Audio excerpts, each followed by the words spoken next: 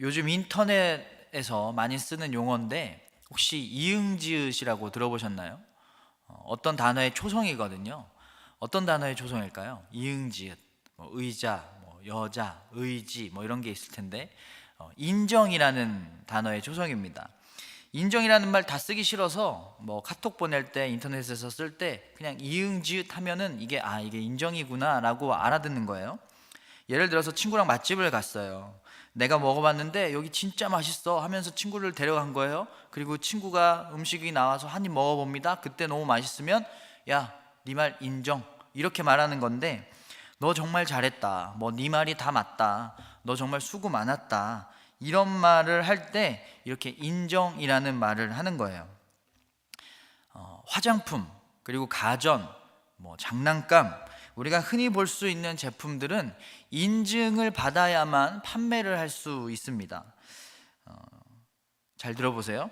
유리잔류 염소, 색도, 탁도, 클로로포름, 총트리할로메탄, 트로클로로에틸렌, 이게 뭘까요? 우리 교회 정수기에 붙어있는 K인증 마크에 적힌 성능 표시입니다. 제가 세보니까요, 총 32개의 성능이 갖춰져야만 이 인증을 받을 수가 있더라고요. 하나님이 우리 삶을 보시고 언제 인정이라고 말씀하실까요? 어떻게 살아야 너 참 그리스도인이다 라고 인정하실까요? 오늘 말씀 29절을 보면, 하나님이 미리 아신 자들을 또한 그 아들의 형상을 본받게 하기 위하여 미리 정하셨으니 이는 그로 많은 형제 중에서 맏아들이 되게 하려 하심이니라. 하나님의 형상을 본받은 모습, 예수님을 닮을수록 하나님은 인정이라고 말씀하신대요. 그럼 예수님의 뭘 닮아야 될까요? 오늘 말씀 30절에 보면요, 또 미리 정하신 그들을 또한 부르시고 부르신 그들을 또한 의롭다 하시고 의롭다 하신 그들을 또한 영화롭게 하셨느니라. 영광을 닮으래요. 의인이 되고 더 나아가서 예수님처럼 영광스럽게 변해져야 된다라는 겁니다. 예수님의 선하시고 예수님의 온유하시고 예수님의 사랑 넘치시고 예수님의 능력 많으시고 예수님의 모든 성품들을 닮아야 된다. 그게 영화로워지는 것이다 라는 거예요.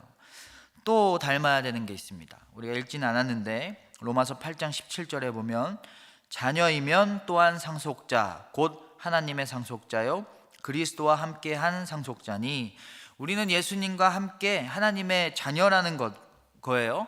자녀는 상속자죠. 그러면 뭘 상속받아야 자녀가 되냐면, 이 상속자와 자녀는 똑같은 말이니까 우리가 그와 함께 영광을 받기 위하여 고난도 함께 받아야 할 것이니라.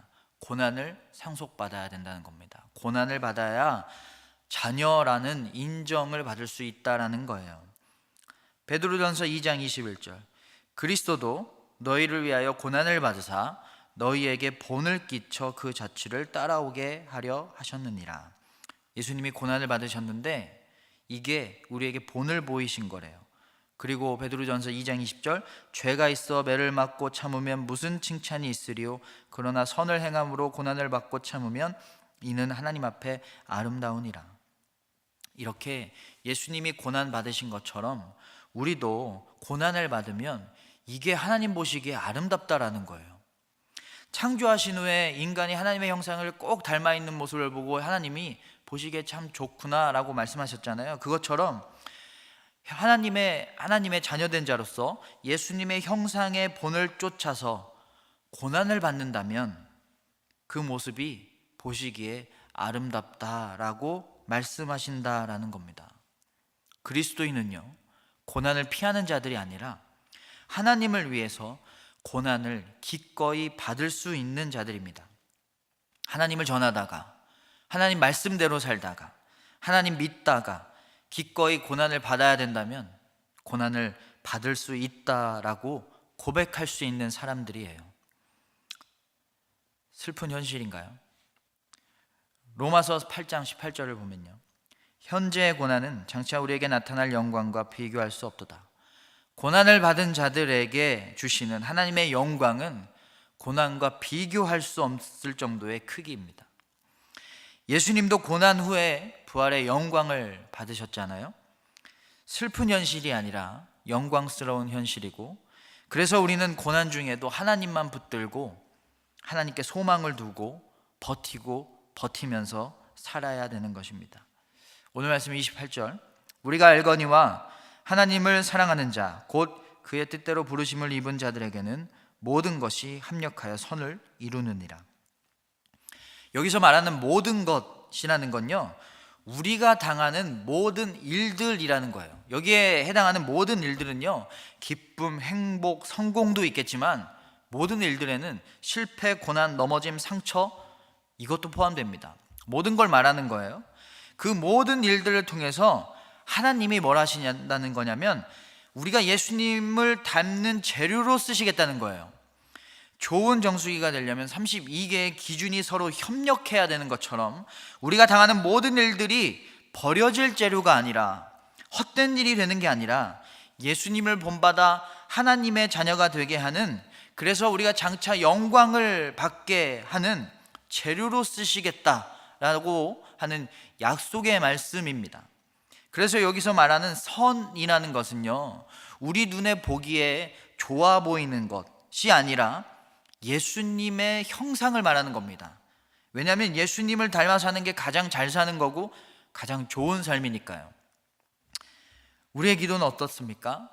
눈에 보이는 선을 위해서만 기도하지는 않습니까? 좋아 보이고 잘나 보이는 것을 위해서 기도하지는 않나요? 그게 아니라 예수님 닮은 삶을 살기 위해서 기도해야 됩니다. 왜냐하면 이게 가장 선한 것이거든요. 이게 가장 좋은 것이거든요. 하나님 뜻대로 살기를 바라면서 기도해야 됩니다. 하나님, 제가 경험하는 모든 일들이 예수님을 닮아가는 삶이 되게 하여 주시옵소서. 그 모든 일들이 다 합쳐져서 예수님을 닮아가는 삶이 되게 하소서라고 기도해야 돼요. 그러면 하나님이 우리가 당하는 모든 일들, 좋은 일이든 나쁜 일이든 모든 일들을 다 재료로 쓰셔서 우리가 예수님을 닮아가는 삶이 될 수 있도록 인도하신다는 거예요. 그런데 우리는 그렇게 기도 못할 때가 너무 많죠. 그래서 성령님이 도와주십니다. 하나님의 뜻대로 살기 위해서 예수님이 본을 보이셨고, 그것을 위해서 성령님이 도우시는 거예요. 삼위일체 하나님이 우리를 위해서 일하시는 거예요. 정말 감사하고 정말 영광스러운 일입니다. 오늘 말씀 26절에 이와 같이 성령도 우리의 연약함을 도우시나니 우리는 마땅히 기도할 바를 알지 못하나 오직 성령이 말할 수 없는 탄식으로 우리를 위하여 친히 간구하시느니라. 우리가 기도할 때 하나님의 뜻이라는 그 관역을 못 맞추고 헛된 기도, 우리의 욕심에 의한 기도, 주님의 뜻에 반하는 기도, 주님 뜻과 다른 기도를 할 때 성령님 보시기에는 그게 너무 안타까우신 거예요. 멸망의 길로 달려가는 거니까. 그래서 말할 수 없는 탄식으로 우리의 기도가 제대로 되기를 원하고 간구하신대요. 우리의 기도가, 우리의 삶이 하나님의 뜻에 합당하도록 간구하신다는 거예요. 도와주신다는 거예요. 그래서 우리의 기도가요, 성령님이 도와주신 기도인지, 성령님이 함께 하신 기도인지, 하나님 뜻에 합당한 기도인지를 알 수 있는 기준이 있어요. 기도 후에 더욱 흔들림 없이 하나님 뜻대로 살기를 원하면서 하나님 뜻에 순종하며 살아가려고 하는 모습으로 변화되었다면 성령님이 도우신 기도입니다. 고난 중에도 하나님을 의지하고 우리를 넘어지게 하는, 우리를 유혹하는 그런 일들 사이에서 하나님을 더 닮아가기 위해서 더 사랑하고 더 온유하고 더 하나님을 사랑하고 더 선해지고 이웃을 사랑하려고 한다면 성령님께서 함께 하신 제대로 된 기도를 했다는 증거가 되는 것입니다. 27절을 보면요, 마음을 살피시는 이가 성령의 생각을 아시나니 이는 성령이 하나님의 뜻대로 성도를 위하여 간구하심이니라. 성령님이 도우시면 예수님을 본받아서 하나님이 인정하시는, 그러니까 하나님 뜻대로 살아가는 삶으로 변화되기 때문입니다.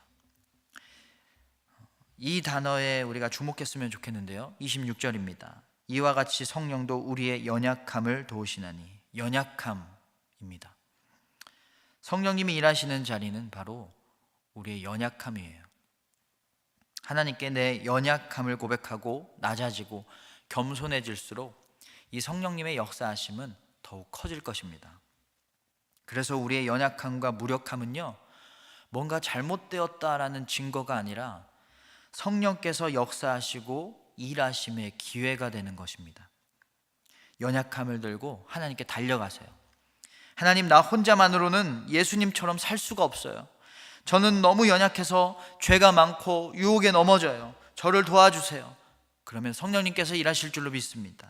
우리는 마땅히 예수님을 닮아가야 하는 자들, 예수님의 형상을 따라 예수님의 본을 따라야 하는 자들입니다. 그것이 우리를 향한 하나님의 뜻이에요. 그런데 우리는 너무나 연약하죠? 너무 쉽게 세상의 가치에 흔들리고요, 유혹에 넘어지고요, 죄 짓고요, 하나님의 뜻을 향한 전진이 아니라 후퇴할 때가 너무 많습니다. 자책될 때가 있고요, 부끄러울 때가 너무 많아요. 하지만 하나님은요, 그 모습, 그 연약한 모습도 괜찮으니까 그 모습, 그 연약함을 그대로 고백하라고 우리에게 말씀하십니다.